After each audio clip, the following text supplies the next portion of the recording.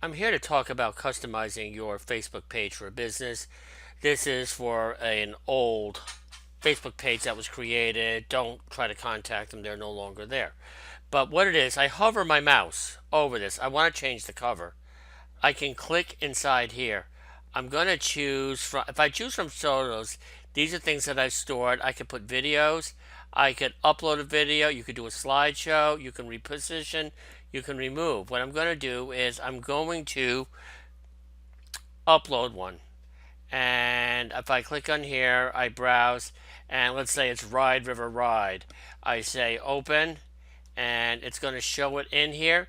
I can drag to reposition.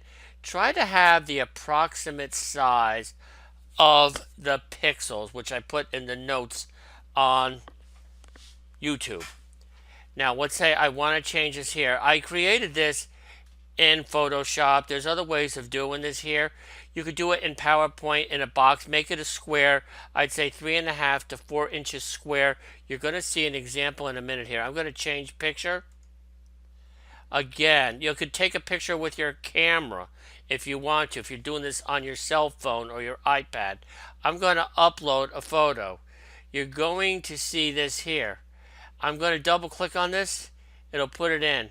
What it wants to do, it's a little oversized. You can move it around, get it the way you like it. You can do more edits. I could skip the cropping, but I'm going to crop it so that way it shows up. I click on save. It has been saved. It shows this in here. And why this picture did not show up is beyond me, but I'm going to say upload the photo again. Very bizarre. Sometimes the internet can be a little bit, what's the word? Bizarre.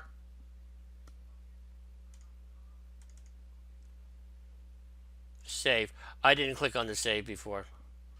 So you have to follow the instructions in there. You can add more things here like events. I've talked about this in another video. Just wanted to show you the easy way of doing this.